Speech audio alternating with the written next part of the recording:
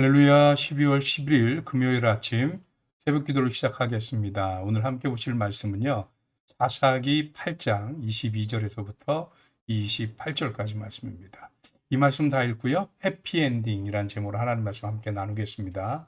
먼저 성경부터 보겠습니다. 성경 말씀 22절부터 같이 읽습니다. 그때의 이스라엘 사람들이 기드온에게 이르되 당신이 우리를 미디안의 손에서 구원하셨으니 당신과 당신의 아들과 당신의 손자가 우리를 다스리소서 하는지라. 기드온이 그들에게 이르되 내가 너희를 다스리지 아니하겠고 나의 아들도 너희를 다스리지 아니할 것이요 여호와께서 너희를 다스리시리라 하니라. 기드온이 또 그들에게 이르되 내가 너희에게 요청할 일이 있으니 너희는 각기 탈취한 귀고리를 내게 줄지니라 하였으니 이는 그들이 이스마엘 사람들이므로 금고 귀고리가 있었음이라. 무리가 대답하되 우리가 즐거이 드리리이다 하고 겉옷을 펴고 각기 탈취한 귀고리를 그 가운데에 던지니 기드온이 요청한 금고리의 무게가 금 1700세겔이요 그 외에 또 초승달 장식들과 폐물과 미디안 왕들이 입었던 자색 의복과 또 그 외에 그들의 낙타목에 둘렀던 사슬이 있었더라. 기드온이 그 금으로 에봇 하나를 만들어 자기 성읍 오브라에 두었더니 온 이스라엘이 그것을 음란하게 위함으로 그것이 기드온과 그의 집에 올무가 되니라. 미디안이 이스라엘 자손 앞에 복종하여 다시는 그 머리를 들지 못하였으므로 기드온이 사는 40년 동안 그 땅이 평온하였더라. 아멘. 오늘 함께 읽은 이 말씀으로 해피엔딩이라는 제목 가지고 하나님 말씀 서로 나누도록 하겠습니다. 미디안과의 전쟁, 미디안 군사가 13만 5천 명이나 됐으니까요. 굉장히 큰 그 군대입니다. 그런데 300명의 용사를 데리고, 물론 나중에 지원을 받은 여러 지파들의 노력도 있었습니다만, 어쨌든 엄청난 승리를 거두게 됩니다. 그리고 그 승리 끝에 금의 환영하게 된 기드온인데요. 그럼 기드온의 용사들이 금의 환영을 하자 이스라엘 모든 사람들이 기드온에게 찾아왔습니다. 그리고 얘기를 합니다. 당신이 우리 이스라엘을 구원하였으니 그러니 당신과 당신의 아들과 당신의 손자가 우리를 다스리소서 얘기를 합니다.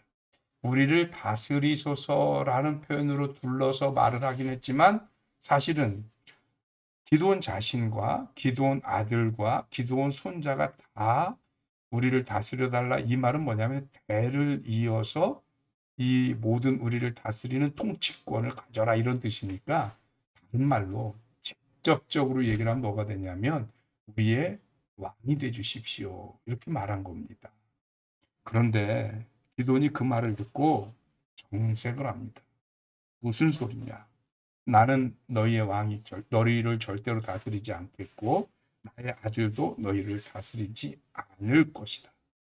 그럼 누가 다스리느냐? 우리 하나님 여호와께서 너희를 다스리리라 라고 얘기하십니다.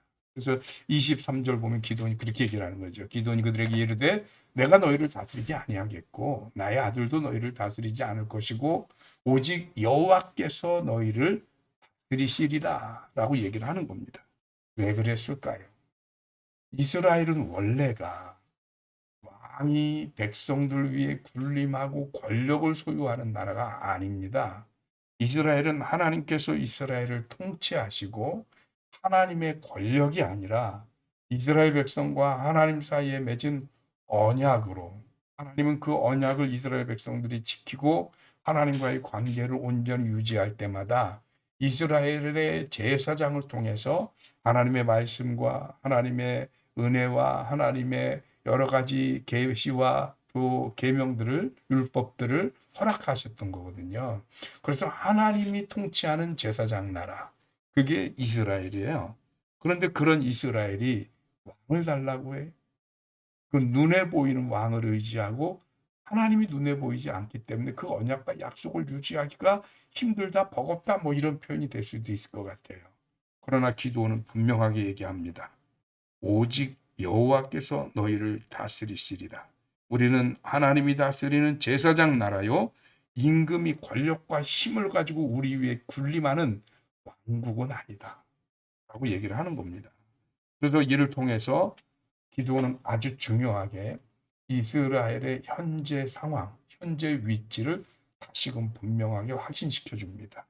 하나님의 백성으로 하나님의 통치를 받으면 하나님이 너희를 지키시고 인도하실 것이다 라고 하는 말씀인 것입니다. 여기까지는 잘했어요. 기드온이 참 여기까지 멋집니다. 그런데 문제는 그 다음입니다. 24절에 보니까 뭐라고 돼 있느냐 하면 기드온이 또 그들에게 이르되 내가 너에게 요청할 일이 있다. 너희는 각기 탈취한 귀고리를 내게 줄지니라 하였으니 그들이 이스마엘 사람들이므로 금 귀고리가 있었고 또 무리가 대답하되 우리가 즐거이 드리리다 하고 자기들이 겉옷을 펴고 탈취한 귀고리를 그 가운데 던지고 또 여기저기서 뭐 낙타에서 가지고 온 거 뭐 해서 다 금을 갖다가 기드온 앞에 내놨습니다. 그랬더니 그게 무려 1700세겔이나 됐다는 거예요. 1700세겔, 이 무게를 환산하면 19.3kg, 약 20kg 정도 되는 금입니다. 어마어마하죠? 요즘도 금 1kg짜리 구경하기도 하늘의 별따기인데 금이 20kg가 넘는 금이 모였다는 겁니다. 그런데 이 기드온이 이 금으로 뭘 하냐? 금으로 에봇 하나를 만들었다고 27절에 기록되어져 있습니다. 이 에봇이 뭐냐? 제사장이 입는 옷이 에봇이에요. 그래서 에봇을 만드는데 먼저는 그 속 안에는 벼룩짠 옷을 만들고 그 위에 흉배를 붙이고 이 모든 것이 다 한 세트로 에봇이라고 부르는 거예요. 그래서 그 에봇에는 흉배가 있고 그 흉배에 뭐 호마노미 뭐 이런 보석들 붙이고 그리고 그 흉배 안에는 우림과 둠밈이 있어서 제비뽑기 하듯이 하나님의 뜻, 신탁을 물어보는 그런 의식을 하기도 했었죠. 그런데 문제는 뭐가 문제냐면 이스라엘이 하나님을 떠나서 우상을 섬기게 되면 이 우림과 둠밈, 제비뽑기 하는 것이 오직 하나님의 뜻을 물을 때만 써야 되는 것인데도 불구하고 이것을 가지고 기륭화복을 점치는 데 쓰기 시작하면서 더 신앙적으로 타락했다는 것입니다. 마치 무당 점치듯이. 그 목적으로 쓰는 게 아니거든요, 이게. 그래서 그들이 나중에 보니까 27절 뒤에 뭐라 그래요? 온 이스라엘이 그것을 음란하게 위함으로 그것이 기드온과 그의 집에 올무가 되니라 라는 표현이 나옵니다.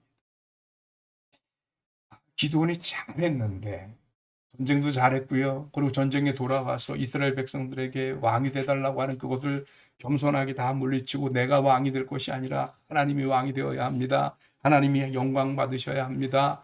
우리 잘 할 수 없는 그런 일들. 아니 왕이 되는 일이 그렇잖아요. 대부분 역사를 우리가 공부하면서 보면 왕이 못 돼서 난리잖아요. 사람들이.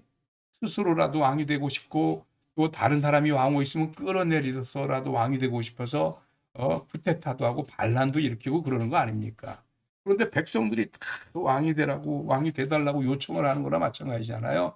그러면 왕이 될 수도 있는데 그런데 그 왕위를 거절한 참 멋지잖아요.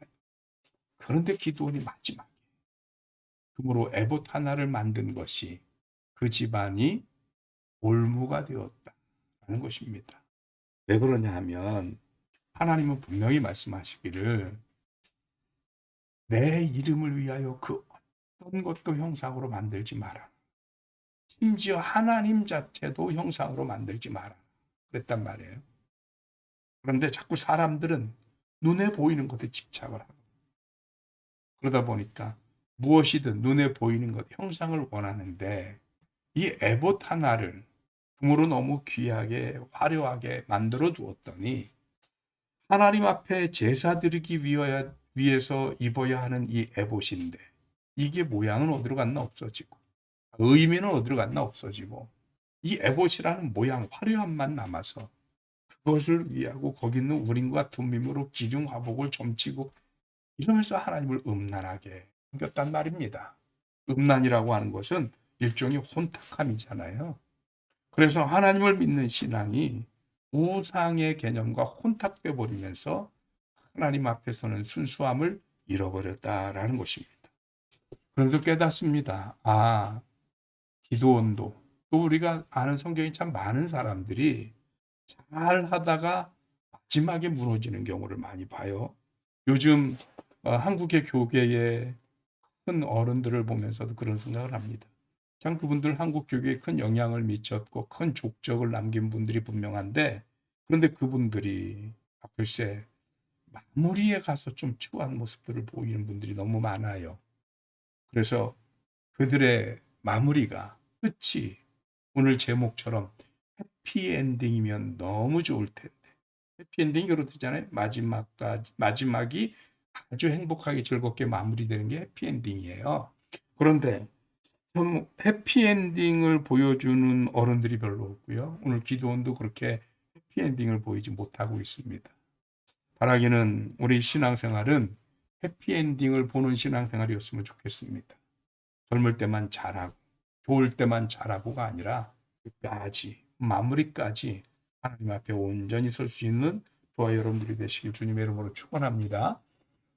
왜 제가 이런 말씀을 드리는가 하면, 제가 중고등부 때 성가대를 처음 막 시작하는데, 그때 성가대 한 선배님이, 우리가 그렇게 썩 잘하는 성가대는 아니거든요. 근데 그 선배님이 그런 얘기를 하면서 처음 시작하는 부분하고 마지막 엔딩 부분을 굉장히 공을 들여서 연습을 시킨 경험이 있어요. 그런데 그분 말 뭐냐? 성가대는 시작과 끝만 잘해도 80점이다 라고 얘기를 하더라고요.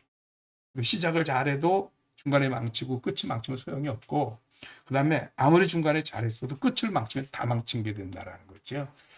우리네 신앙과 인생, 끝을 망치면 망치는 거. 그래서 우리의 인생, 우리의 신앙이 마무리를 좀 잘했으면 좋겠습니다. 그래서 바라기는 우리 사랑하는 성도님들의 하나님 앞에 마지막은 해피 엔딩이 되어져서 하나님과 사람들에게 큰 기쁨이 되는 삶이 되시길 주님의 이름으로 축원합니다. 기도하겠습니다. 하나님 감사합니다. 오늘 기도원이 하나님의 부름을 받아서 이스라엘을 구하고 또 이스라엘의 신앙을 회복하는 놀라운 모습을 보이면서 하나님이 통치하는 나라, 제사장 나라로서의 면모를 회복시키는 참 멋진 모습을 보였습니다. 아쉬움이 있다면 그의 마무리에서 금으로 에봇을 만들어 오히려 그의 가문, 그의 집에 올무가 되게 한 일이 옥의 티이자 해피엔딩을 거둘 수 없게 만든 실수가 아닌가 하는 생각이 듭니다. 우리들의 신앙이 이렇지 않게 하여 주옵소서. 처음도 또 중간도 그리고 마지막까지 해피엔딩으로서 하나님 앞에 온전한 모습으로 신앙생활을 할 수 있도록 주님, 오늘도 우리가 하나님 앞에서 우리를 다시 한번 쳐서 복종시키고 세워갈 수 있도록 하나님 함께하여 주시옵소서. 주님, 크신 은혜 가운데 날마다 하나님 나라가 가까워 올수록, 우리의 마지막이 가까워 올수록 하나님 앞에 순수해지고 순결해지는 하나님의 백성이 되어지도록 인도하시기를 원하옵고 감사함이 예수님의 이름으로 기도하옵나이다. 아멘. 아멘. 감사합니다. 금요일 새벽 예배 마쳤습니다. 오늘 금요일이고요. 내일 토요일 하루 쉬고요. 주일날 교회에서 1부 예배 그리고 2부 예배를 통해서 만나도록 하겠습니다. 1부 예배, 2부 예배에 대한 안내는 다시 교회 단톡방에 자세히 안내를 드리도록 하겠습니다. 응하십시오.